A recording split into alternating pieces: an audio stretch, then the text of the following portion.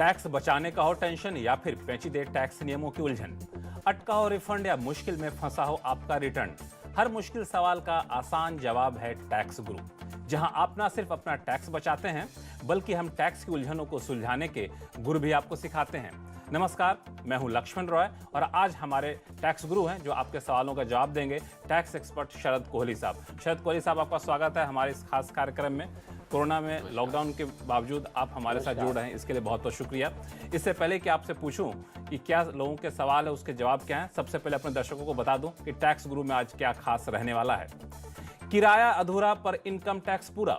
Lockdown के बीच अगर आप नहीं वसूल पा रहे हैं किराएदार से पूरा किराया, तो भी क्या चुकाना होगा पूरा टैक्स। कोरोना से बचाव के लिए कंपनियां अपने कर्मचारियों पर कर रही हैं खर्चा, तो क्या ले पाएंगे इनपुट टैक्स क्रेडिट का फायदा। और अगर आपने गलत हेड में जमा कर दिया है जीएसटी, तो गलती को कैसे सुधारा जाए, जानिए क्या है नियम।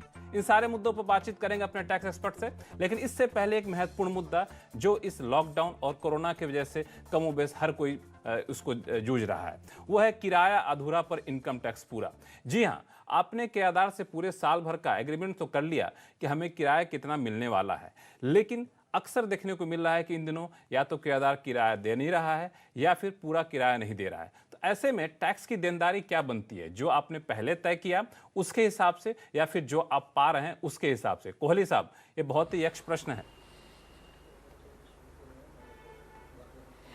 जी हाँ, बिल्कुल। और लक्ष्मण, हमने देखा कि प्रधानमंत्री जी ने भी और कुछ राज्यों के मुख्यमंत्री ने भी अपील करी लोगों से कि भाई अभी आप किराए पे थोड़ा हल्का हाथ रखिए, लैंडलॉर्ड से अपील करी।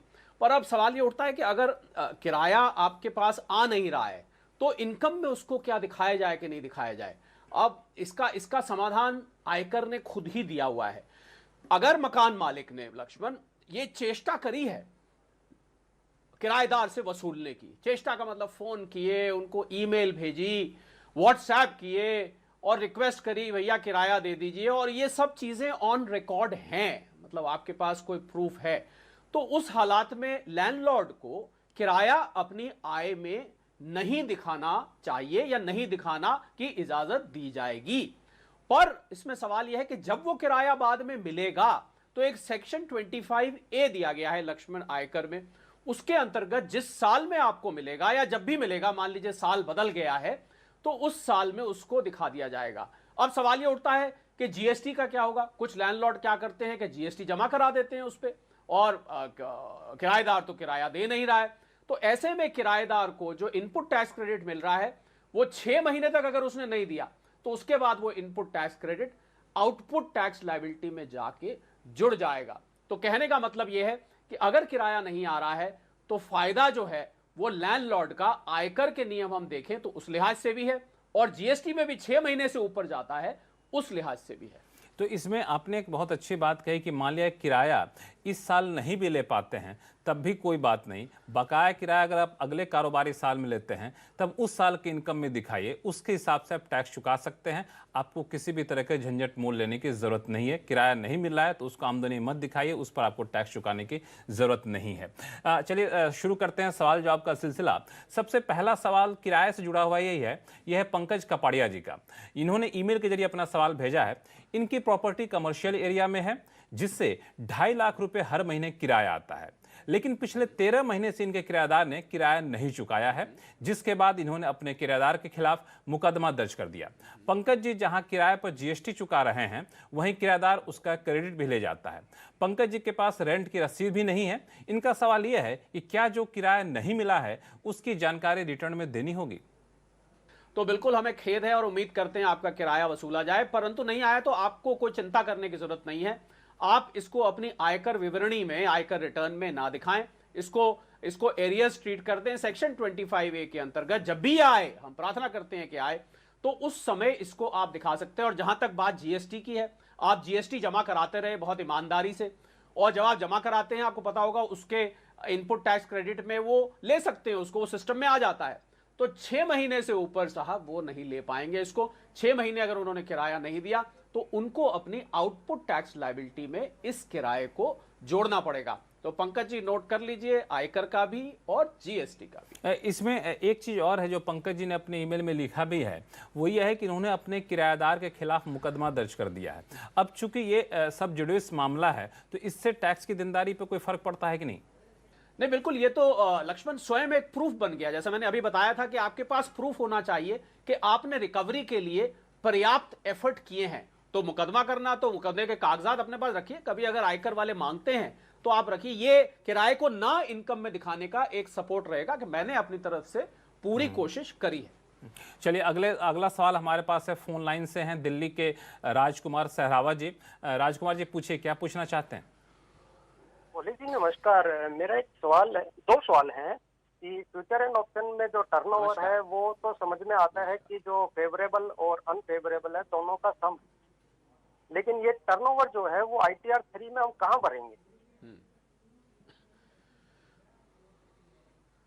देखिए राजकुमार जी, जो टर्नओवर है एफएनओ का, वो आपको भरना होता है, क्योंकि आपको बहुत सारे लोग ये गलती करते हैं कि एफएनओ को वो स्पेकुलेटिव इनकम ले लेते हैं, परंतु ये रेगुलर इनकम में जाएगा। मैं आप तीन चीजें जोड़नी होती है राजकुमार जी, मैं आपको बता देता हूं, उससे आपको अंदाजा हो जाएगा कि कैसे करना है। पहले जो फेवरेबल अनफेवरेबल जो आपने कहा, पॉजिटिव नेगेटिव, वो लेने ही लेने हैं। उसके बाद मान लीजिए आपने कोई ऑप्शन बेचा है, तो उसका जो डिफरेंस है वो भी आपको, प्रीमियम जो है वो आपको लेना पड़ेगा। और तीसरा, जो आपने सारे ट्रेड्स किए हैं वो आपको मालूम ही है। तो एफएनओ का normal profit and loss account बनता है, और ये नॉर्मल बिजनेस इनकम जहां पर दिखाते हैं, इसको राजकुमार जी वहीं पर दिखाना होता है। बहुत सारे लोग इसको, हमारे पास हर बार हर एपिसोड में लक्ष्मण सवाल आता है कि इसको स्पेकुलेटिव में दिखा देते हैं, कभी कहीं अदर इनकम में दिखा देता है, कोई कैपिटल गेन में दिखा देता है, परंतु ये नॉर्मल बिजनेस इनकम में दिखाना चाहिए। चलिए, अगला सवाल हमारे साथ हैं गाजियाबाद से शरद चंद्र अग्रवाल जी। शरद चंद्र जी, ये उम्मीद है कि आप सुरक्षित होंगे, गाजियाबाद भी रेड जोन इलाके में है और पूरा ध्यान रखते होंगे अपना, लेकिन इस बीच क्या उलझन है आपके टैक्स से जुड़े हुए जो हम दूर करना चाहते हैं? जी, लक्ष्मण जी एंड शरद कोहली जी को नमस्कार। नमस्कार। मैंने टैक्स ग्रुप में टैक्स ग्रुप का बहुत नमस्कार शरद जी, मेरे हम नाम हैं। जी जी जी जी जी। आपका ये प्रोग्राम काफी इंफॉर्मेटिव है तथा टैक्स पेयर्स के लिए टैक्स प्रॉब्लम को समाधान करने में काफी हेल्पफुल है। मेरा प्रश्न है, मैंने असेसमेंट ईयर 19-20 में अपने बैंक से जहां मुझे पेंशन मिलती है 1,20,000 रुपए TDS कटवाया था तथा 70,000 रुपए सेल्फ असेसमेंट टैक्स भरा था। मेरे 26 ईयर्स में यह राशि दिखाई गई है।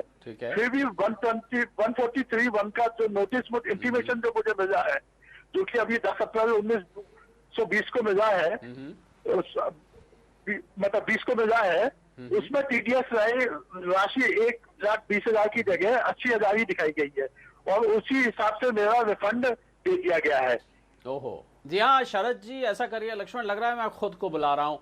शरद जी, आप करिए, अकाउंट में जाइए अपने, और अकाउंट में जाके आप एक न्यू रिक्वेस्ट जनरेट करिए। वहां पर आप रेक्टिफिकेशन का ऑप्शन लीजिए और एक बार फिर से आप रिक्वेस्ट सबमिट करें। आपको पता होगा कि रेक्टिफिकेशन को एनेबल करने की परमिशन आने में 1 दिन से 7 दिन तक लग जाता है, तो उसके इंतजार करिए। जैसे ही रेक्टिफिकेशन एनेबल हो, आप अपनी जो रिटर्न है उसको ठीक टैक्स दिखा के, जो पूरा आपका 1,20,000 था, ठीक दिखा के उसको दोबारा से कर दें, आपका रिफंड आ जाएगा। सरकार ने शरद जी मुहिम चलाई है 5 लाख से कम रिटर्न्स रिफंड्स को जल्दी इशू करने की, और आपको पता होगा बहुत सारे 14 लाख लोगों के इशू करे गए हैं, और कोरोना की वजह से सरकार चाह रही है पैसा ज्यादा से ज्यादा दिया जाए। जल्दी से करिए, आपका फटाफट, हमें पूरी उम्मीद है आ जाएगा। बिल्कुल, बहुत जल्द कर लीजिए, क्योंकि अभी कोरोना के दौर में सरकार चाहती भी है कि ज़्यादा से ज़्यादा रिफंड जाए, तो आपको जल्द से जल्द रिफंड मिल भी जाएगा। अगर फिर भी रिफंड नहीं आया तो शरद जी, आपके लिए हमारे साथ टैक्स एक्सपर्ट शरद कोहली साहब रहेंगे, चूंकि हम नाम है तो विशेष आपका ध्यान रखेंगे ज़रूर। चलिए, अगले कॉलर हमारे साथ हैं पुणे से विवेक तिवारी जी। विवेक जी, क्या सवाल है आपके? सर, मैं सबसे पहले CNBC आवाज टीम को बहुत बहुत थैंक यू बोलूंगा, एंड सेकेंडली सर, जो मेरे सारे क्वेश्चंस को रिजॉल्व करते हैं। Thank you so much sir. और मेरा क्वेश्चन सर रिगार्डिंग HRA था सर। मेरा ग्रॉस इनकम है सर 8.5 लाख, और मैं HRA जो लेता हूँ वो है 1,01,000। इसके अलावा सर, मैं जो रेंट पे करता हूँ अपना मंथली, वो है 8,000 पर मंथ के अकॉर्डिंग 96,000। तो सर, मेरा क्वेश्चन ये था कि मैं जो ये रिबेट ITR में फिल करता हूँ, तो वो कहाँ पे करना चाहिए और कैसे डिडक्शन उसका सर मिल पाएगा मुझे? विवेक जी, बहुत खूब। पुणे में ध्यान रखिए, पुणे भी लक्ष्मण रेड जोन में है। जी हाँ, अपनी आयकर रिटर्न में जाइए, वहां पर विवेक जी आपको सैलरी का स्केड्यूल मिलेगा। सैलरी स्केड्यूल में सेक्शन 10(13)(a) के अंतर्गत HRA का रिबेट मिलता है। याद रखिएगा सेक्शन 10(13)(a), उसमें 3 कंडीशंस है। एक्चुअली रिसीव्ड, मतलब जो आपने एक्चुअल रेंट किया है, पे किया है, या 40, क्योंकि आप पुणे में है, 40% ऑफ सैलरी, या excess of rent paid over 10% of salary. इन तीनों कंडीशंस को देखिए, तीनों में से जो सबसे कम है वो आपके HRA में से माइनस हो जाएगा, सैलरी स्केड्यूल में जाके वहां भर दीजिए। वैसे ज्यादातर तो कंपनियां ही इसका ख्याल रख लेती हैं। मुझे लग रहा है आपने कंपनी को रेंट रिसीट नहीं दी होगी या समय पर नहीं दी होगी, तभी आपको खुद ये दिखाना पड़ रहा है, वरना फॉर्म 16 में ये खुद ब खुद लग के आ जाता है। तो सैलरी शेड्यूल खोलिए और आगे बढ़ जाइए। चलिए, मुझे उम्मीद है कि विवेक जी के जो उलझन है वो शरद जी के जवाब से अब दूर हो जाएगी। अभी फिलहाल वक्त है ब्रेक का। ब्रेक के बाद आपको बताएंगे कि कोरोना से बचाव के लिए अगर कंपनी अपने कर्मचारियों पर कर रही है खर्चा तो क्या ले पाएंगे इनपुट टैक्स क्रेडिट का फायदा। लौटते हैं छोटे से ब्रेक के बाद। ब्रेक के बाद एक बार फिर से आपका स्वागत है। कोरोना के इस दौर में अगर आप घर में बैठे हैं तब भी हम घर में बैठे बैठे आपके टैक्स से जुड़े सारे उलझनों को दूर करने की कोशिश कर रहे हैं और यही हमारा मकसद भी है। और इसीलिए इस बार खास टैक्स गुरु का स्पेशल है, जिसमें हमारे साथ शरद कोहली साहब जो कि टैक्स एक्सपर्ट हैं, अब तक कई सारे सवालों का जवाब दे चुके हैं। अगले कॉलर हैं नए सवाल को लेकर के, कोलकाता से प्रदीप कुमार गांगुली साहब। गांगुली साहब, क्या हाल चाल है? उम्मीद करते हैं जो वहाँ पे आंधी तूफान आया था उसके बाद हालात थोड़े से सामान्य होते जा रहे होंगे। हाँ, सब ठीक हो रहा है धीरे धीरे। चलिए, जल्दी ठीक हो जाए, हमारी कामना यही है। बताइए क्या उलझन है आपकी? मैं एक तो unit linked pension plan subscribe किया था, मैच्योरिटी तक सब प्रीमियम पे किया था। मैच्योरिटी जब टाइम आया तो पेंशन लेने का बदले मैं उसको सरेंडर कर दिया और वो सरेंडर वैल्यू ले लिया, उसका सरेंडर वैल्यू जो फंड वैल्यू था वो ले लिया। तो इसका टैक्स का बारे में इसका पता नहीं, इसका टैक्स इम्प्लीकेशन क्या होगा, अगर होगा भी तो इंडेक्सेशन बेनिफिट मिलेगा कि नहीं। गांगुली साहब, हम आपको खुशखबरी देते हैं। लक्ष्मण जी, एक मेरे मन में 2 लाइन आ रही है गांगुली साहब, क्योंकि कोलकाता में बैठे हैं और बहुत कोलकाता में, क्योंकि आपने कहा कि वहां पर अभी तूफान भी आया। जब भी उलझन कोई टैक्स से संबंधित मन में हलचल मचा जाती है तो लक्ष्मण के जरिए टैक्स गुरु में कोई ना कोई खुशखबरी आ जाती है। अरे वाह, गांगुली साहब, हम आपको खुशखबरी देते हैं ना। तो 5 साल तक अगर आपने इसको रखा है तो 5 साल के बाद इंडेक्सेशन को भूल जाइए। एनएबी जो यूलिप पे जो आप रियलाइज करते हैं, जो एनएबी होती है, भले ही आपका मियाद पूरी ना हुई हो पर 5 साल पूरे हो गए हो, आपको कोई भी टैक्स कैपिटल गेन नहीं लगेगा। यही नहीं, आप जो प्रीमियम देते रहे हैं अगर वो 10% से कम है, 10(10)(d) के अंतर्गत, मतलब टोटल इंश्योर्ड अमाउंट से 10% कम है, तो वो भी आपका पूरी तरह से एग्जेम्प्ट होगा। मैं उम्मीद कर रहा हूं आपने, आपकी बातों से लग रहा है कि आपने 5 साल से ज्यादा ही रखा होगा। पूरा एग्जेम्प्ट है, रिलैक्स करिए। चलिए रिलैक्स करिए, कोई चिंता करने की आपको जरूरत नहीं है। तो ये सारे सवाल थे अब तक इनकम टैक्स से जुड़े हुए, लेकिन हमारे पास जीएसटी जुड़े हुए कई सारे सवाल आते हैं। तो अब बारी है जीएसटी जुड़े आपके उलझनों को दूर करने की।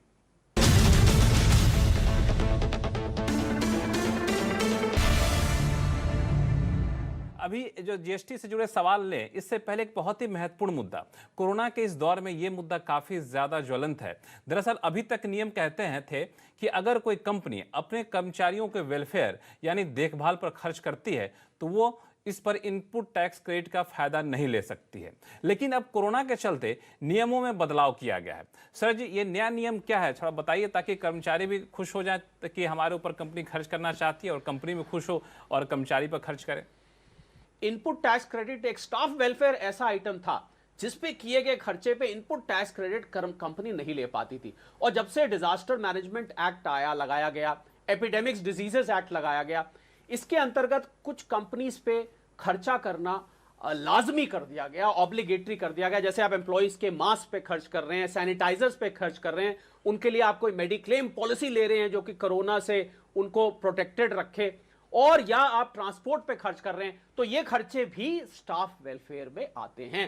तो क्योंकि ये स्टाफ वेलफेयर में आते हैं, लाजमी बात है इस पे जीएसटी जाता होगा। तो साहब, अब वो जीएसटी आपको इनपुट टैक्स क्रेडिट के रूप में इन खर्चों पर मिलेगा, जबकि वैसे वो स्टाफ वेलफेयर पे पहले नहीं मिलता था। तो लक्ष्मण, ये बदलाव आया है और मैं समझता हूं कंपनियों के लिए बहुत बड़ी राहत है। मुझे लगता है कंपनियों के लिए भी राहत की बात है और कर्मचारियों के लिए भी, क्योंकि कंपनी को और इनपुट टैक्स क्रेडिट मिलेगा तो जाहिर तौर पर कंपनी भी दिल खोल करके कर्मचारियों पर खर्च करेगी। लेकिन आपने एक बड़े पते की बात कही कि ये नियम पहले नहीं था, ये अभी नियम इसलिए लाया गया है क्योंकि हमने एक खास कानून लागू किया है। लेकिन ये कानून स्थायी तो है नहीं, जब तक कोरोना का काल है तब तक कानून है। तो एक बार एक कानून खत्म हो गया तो फिर ये सुविधा खत्म हो जाएगी, क्या मैं सही समझ रहा हूं?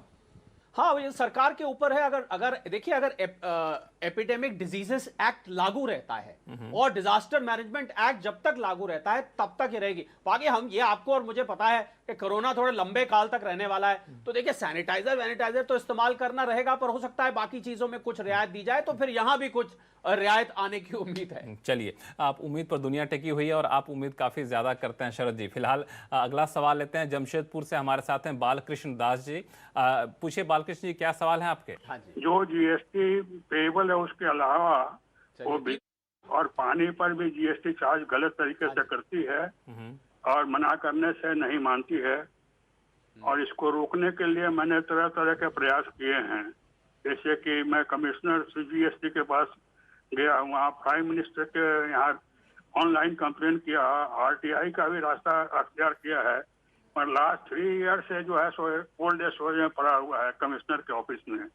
कोई प्रोग्रेस नहीं हो रहा है और हम लोग गलत तरीके से जीएसटी ये कंपनी चार्ज करते जा रही है, और हमारी उम्र ऐसी नहीं कि मैं कोर्ट में जा सकूं। तो इसमें क्या समाधान हो सकता है सर? देखिए बालकृष्ण दास जी, अगर आपसे गलत तरीके से जीएसटी लिया जा रहा है, पहले तो मैं आपको बता दूं, बिजली पे तो बिल्कुल जीएसटी नहीं है, ये तो हम सब जानते हैं, देश पूरा जानता है। बिजली पर, पेट्रोल पर और लिकर, इन 3 आइटम्स पे जीएसटी नहीं है। पर जो मेंटेनेंस चार्जेस होते हैं किसी भी सोसाइटी के, मान लीजिए वो मेंटेनेंस चार्जेस ले रही है, उस पर जीएसटी अप्लाई होता है। तो पहले आप ध्यान से देख लीजिए कि आप किन किन चीजों पर अपना ध्यान केंद्रित कर रहे हैं। दूसरा, आपने कहा कि मान लीजिए शिकायत करने की नौबत आ ही रही है, गैर जायज तरीके से आपसे लिया जा रहा है, तो आपके इलाके के जो जीएसटी कमिश्नर हैं वो इस मामले में सही अथॉरिटी होंगे। आप उनके पास जाइए, आप तो सीनियर सिटीजन हैं, आप जाके उनसे मिलिए, मिलके आप उनसे बताइए कि साहब ऐसे लिया जा रहा है, अपने आप कार्रवाई वो करेंगे, उनके ऊपर इसको छोड़ दीजिए। इसमें थोड़ा सा और क्लैरिटी दे दीजिए अग्रवाल साहब को कि ये जो हम कह रहे हैं कि मेंटेनेंस पर सोसाइटी जीएसटी ले सकती है, तो शरद जी ये मेंटेनेंस के नाम पे क्या सोसाइटी जो बिजली सुविधा मुहैया कराती है, जैसे जेनसेट से कई सारी सोसाइटी में बिजली की सुविधा मुहैया कराई जाती है, पानी की विशेष सुविधा अलग से कराई जाती है वहाँ पर बोरवेल करके, तो ये भी क्या उस मेंटेनेंस का हिस्सा हो सकता है? देखिए, अगर मेंटेनेंस कॉन्ट्रैक्ट कॉम्प्रिहेंसिव है, जो सरकारी बिजली आ रही है लक्ष्मण, उस पे तो नहीं कर सकते क्योंकि उस बिजली पे पीछे से ही जीएसटी नहीं है। पर अगर सोसाइटी खुद ये सारी चीजें मुहैया करा रही है और जीएसटी का एक कॉम्प्रिहेंसिव चार्ज, मेरा मतलब मेंटेनेंस का एक कॉम्प्रिहेंसिव चार्ज ले रही है, तो वहां पर फिर जीएसटी एप्लीकेबल हो जाता है। इसीलिए मैंने बालकृष्ण दास जी को यह सलाह दी है कि पहले वो उसका एक विश्लेषण कर लें कि उस मेंटेनेंस चार्ज में क्या क्या जुड़ा हुआ है, क्योंकि आपने जो लक्ष्मण जिक्र करी, इसमें एक और चीज कि जीएसटी सोसाइटी वसूल सकती है, इसके भी नियम है, मतलब सोसाइटी चार्जेस एक लिमिट है, कुछ सीमा है, उससे ऊपर होगा तभी आप जीएसटी वसूल सकते हैं। जी हाँ, सोसाइटी देखिए, जितनी भी सोसाइटीज हैं लक्ष्मण, वो ज्यादातर सोसाइटीज इस जीएसटी नियम के अंतर्गत कवर होती हैं। पर इसमें यही देखना, क्योंकि कुछ सोसाइटी मेरी जानकारी में आई जिन्होंने क्या किया कि बिजली के बिल को उन्होंने उसमें मेंटेनेंस में जोड़ दिया, बिजली का बिल अलग नहीं आता था, तो वो गलत था। तो वहां पर क्या किया गया कि उस मेंटेनेंस चार्ज के 2 टुकड़े कर दिए गए, आपको इसको अलग कर दीजिए, उसको अलग कर दीजिए। मुझे लग रहा है इनकी समस्या कुछ कहीं वहीं पर है, इसीलिए मैं फिर इनको सलाह दूंगा कि उसका एक बार विश्लेषण जरूर कर लें। विश्लेषण कर लीजिए, आप ईमेल करिए, सीनियर सिटीजन नहीं पहुंच पाते अपने जीएसटी कमिश्नर के पास तो कोई नहीं, आप टैक्स गुरु को सवाल भेजिए, हम लोग कोशिश करेंगे अपने प्लेटफॉर्म से वहां तक आपके शिकायत को पहुंचाया जा सके। अगला सवाल लेते हैं, ईमेल के जरिए स्वाति तिवारी जी का आया है। इन्होंने एक फ्लैट खरीदा जो अभी अंडर कंस्ट्रक्शन है, बिल्डर ने इन्हें 12% की दर से जीएसटी चुकाने के लिए कहा है। अब ये जानना चाहती हैं कि चुकाए गए जीएसटी पर रिफंड या कोई टैक्स छूट मिल पाएगी क्या?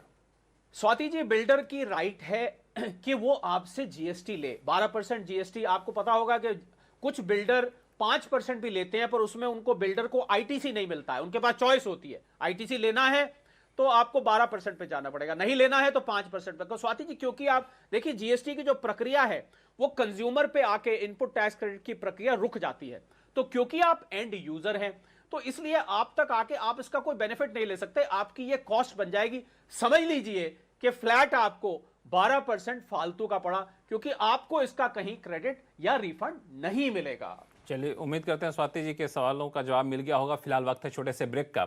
ब्रेक के बाद आपको बताएंगे कि अगर आपने गलत हेड में जमा कर दिया है जीएसटी तो गलती को कैसे सुधारा जाए। लौटते हैं छोटे से ब्रेक के बाद।